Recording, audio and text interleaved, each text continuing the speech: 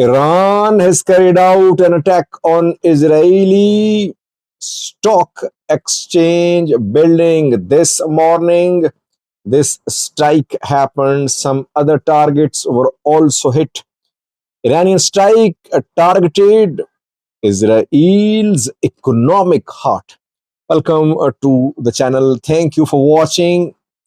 Three main news stories. First one is about an Iranian missile strike on Israeli stock exchange market. Second news story is about Ethiopian Health Professionals Association, which has been suspended. And lastly, then there's allegations being shared by Ethiopian news outlets, especially Amhara news outlets, are sharing what Taye Dandea said. Uh, can we trust Taye Dandea? Can we say that what he said, what he attributed to Ethiopian PM is true?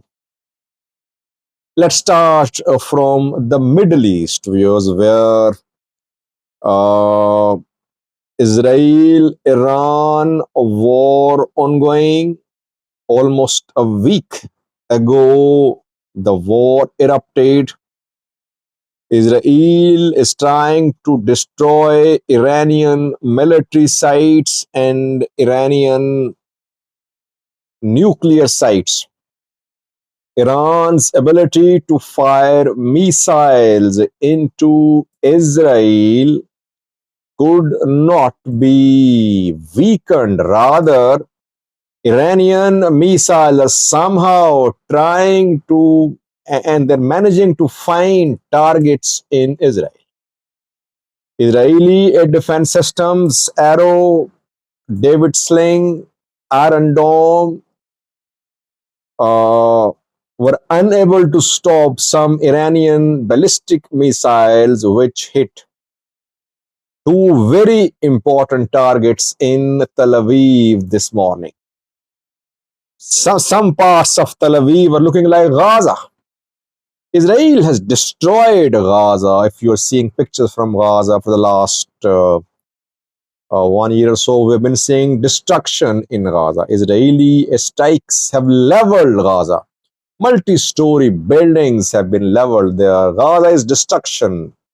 The second name of rubble, at the second name of destroyed infrastructure.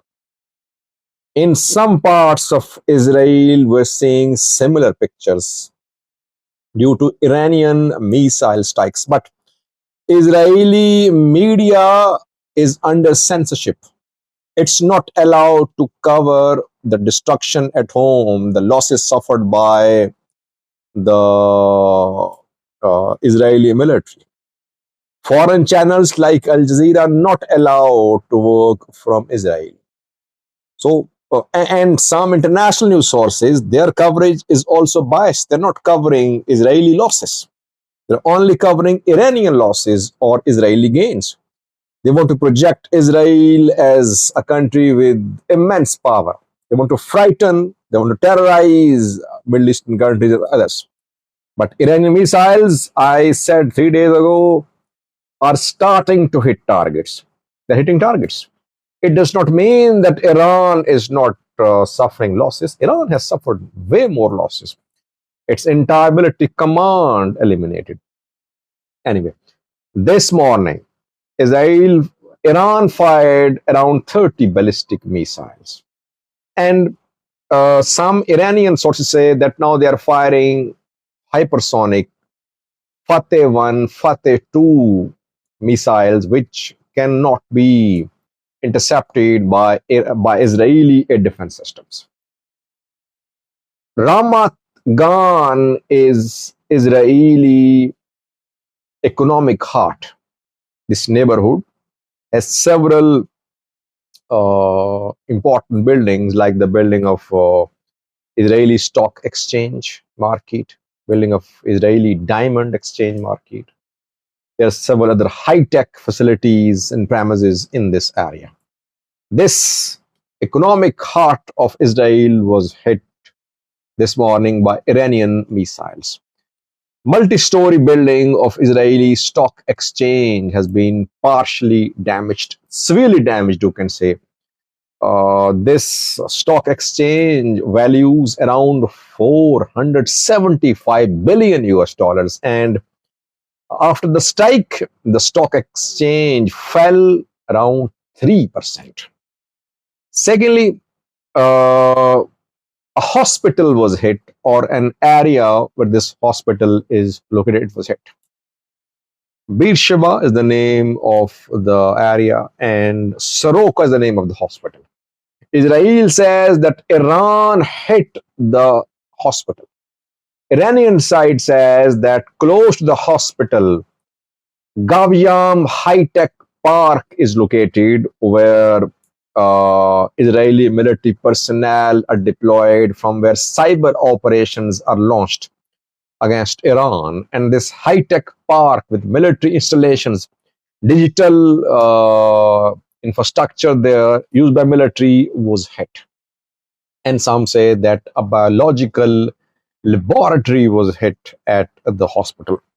Hospital has been hit because pictures are coming out showing damaged building, but old building of the hospital was hit. And reportedly 2 days ago, the healthcare staff and machinery was shifted to the new building from the old building. The old building was hit today, old building of this hospital. So Iranian missiles starting to hit targets definitely. If Israel is unable to stop Iranian missiles, and Iranian missiles hit more targets, Israel could be under pressure, and US could make the decision of joining this war. So far, decision not made. By the way, Russia says that it has not received any request from Iran for support. Pakistan says the same too. I think that Iran does not want to make any.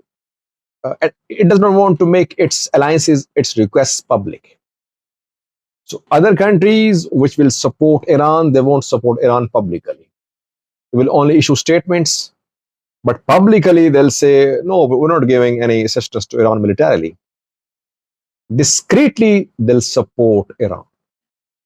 Russia, if it ditches Iran now in this time of crisis, no one will align with Russia. Those who pin their hopes on Russia and they think that Russia will protect them in case of US aggression, they will be disillusioned. Russia will support Iran in some form, because Iran supported Russia during Russia-Ukraine war when it started. It's still ongoing. Let's see. Back to new stories about Ethiopia. Ethiopian Health Professionals Association has been suspended. It's a non-governmental organization.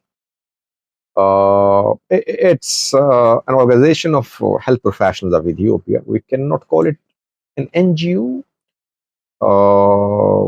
It's an organization of Ethiopian health professionals. This organization was at the forefront of